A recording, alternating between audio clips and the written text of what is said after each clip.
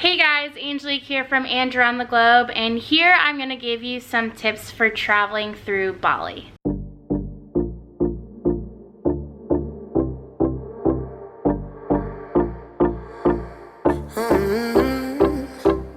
Coffee cups and cigarettes laying around the room.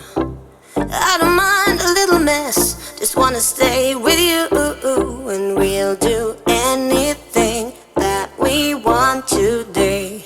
Won't be scared of falling down no more. So take me away to some other place. Don't wanna wait. Oh, my Indian summer, take me away. I ain't afraid, calling your name. Oh, my Indian summer.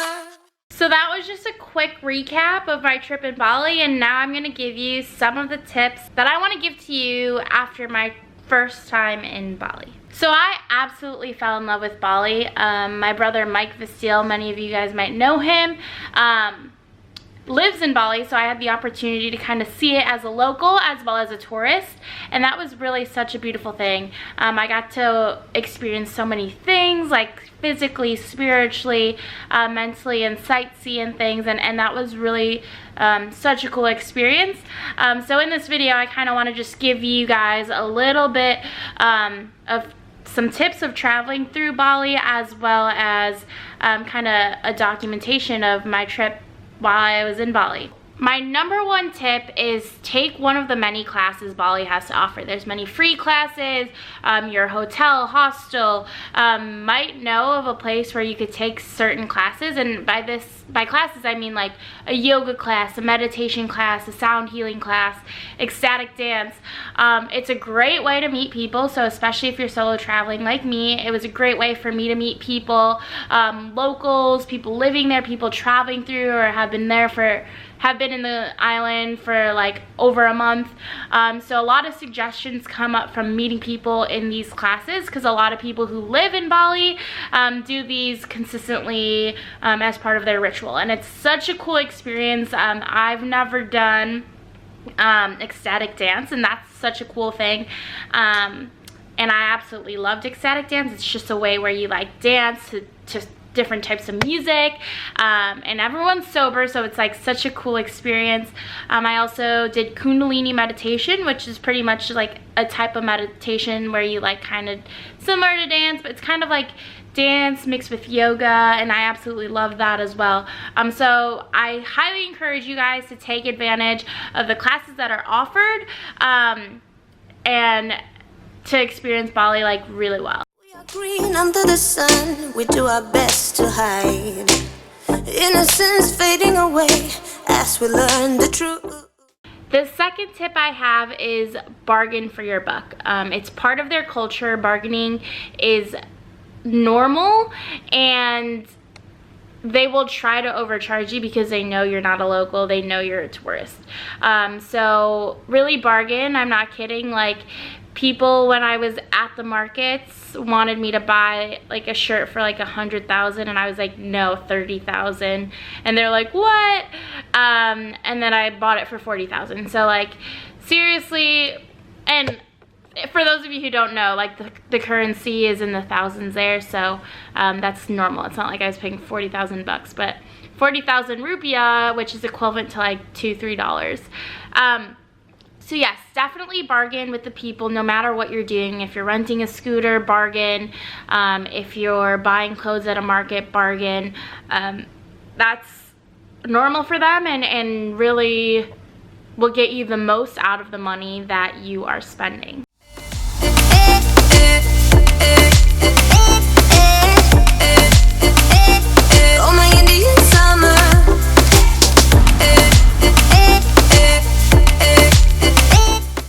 Number 3, renting scooters or taking taxis, getting a personal driver. So I rented scooters in Ubud, and I found it very helpful. I bought it for about 60,000 rupiah, and I loved it there. But If you are not comfortable riding on a scooter, then don't buy one. A lot of them aren't in the greatest condition because they're always being rented, and the roads are crazy, like the hills and stuff like that. So if you're not comfortable riding a scooter, then definitely I wouldn't suggest. If you want that experience, go for it. You will find most prices range from like 50 to 70,000. You could, like I said, bargain with that as well. But if you want to take taxis, they're actually relatively cheap too. I use the app Grab, and you could either do like a taxi, or you could do like Grab bike, which is riding on the back of someone's bike. So if you want to still experience the scooter aspect, you could do Grab bike, and then they'll just drive you around on their scooter. Or you could get a personal driver. I had the opportunity to have this in Canggu because I was with a few other people, and he took us to places around Bali that I like didn't really know about, like kind of the low-key areas, and that was really nice because it was like a local showing you around Indonesia almost, and that was really cool because I got to see a lot of things. He was really awesome and was able to bargain for me in the native language, so like they don't treat you as much as tourists. I mean, they kind of really know based on the fact that you're like the way you're dressed, like the way you're acting. So hiring a driver is nice as well. So it depends what you want and what you want to experience, but those are the kind of different options for transportation in Bali.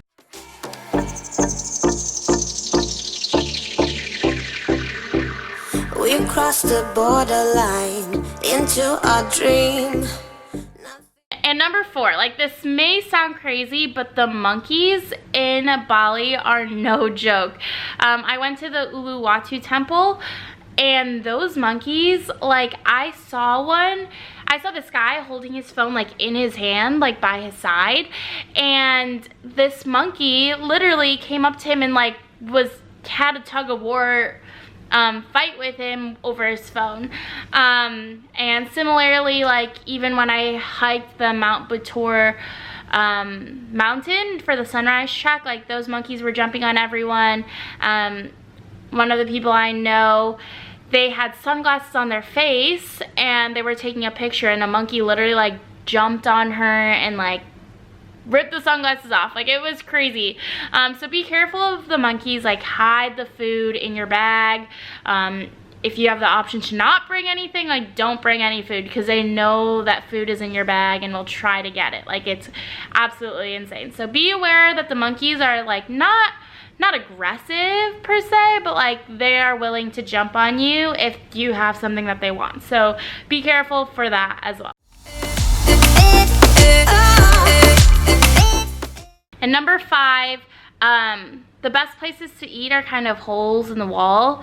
I'd suggest doing your research before actually eating to see if you'd like it. There's many vegan options, but there's also many restaurants. So it's difficult to kind of pick which ones are good. So warungs are kind of like everywhere. They're kind of like the Indonesian version of a cafe or a restaurant. In warungs, you'll usually find cheaper prices, as well as good food because it's like made local. But there are a lot of hole-in-the-wall places that offer the same food as like somewhere that is meant for tourists, that is trying to upcharge you on food. So if you're trying to be on a budget, look for the little holes-in-the-wall type restaurants.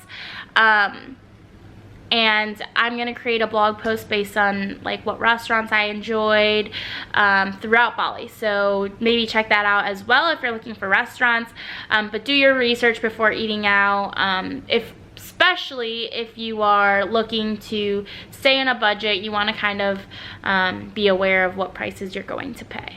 And last but not least, Bali is like an absolutely amazing country. All the Indonesian locals were amazing. They were so friendly, so helpful, and really kind of wanted you to see the best of Bali.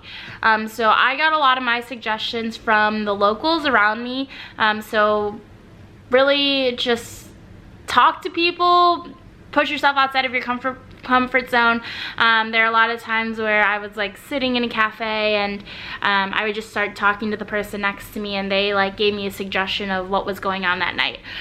So talk to the locals, talk to the people around you, and get involved. Like, it's such a cool community. Like, especially I spent most of my time in Canggu, and that community there is unbelievably cool. Like, everyone was so cool. So really just talk to people. But yeah, thanks for watching. I hope you enjoyed this video. If you found this video helpful, give it a thumbs up. Subscribe to my channel. Follow me on Instagram at AndrewOnTheGlobe. And I hope to continue to see you on this journey with me throughout my solo travel throughout Asia. Thanks, and I'll see you guys in the next video.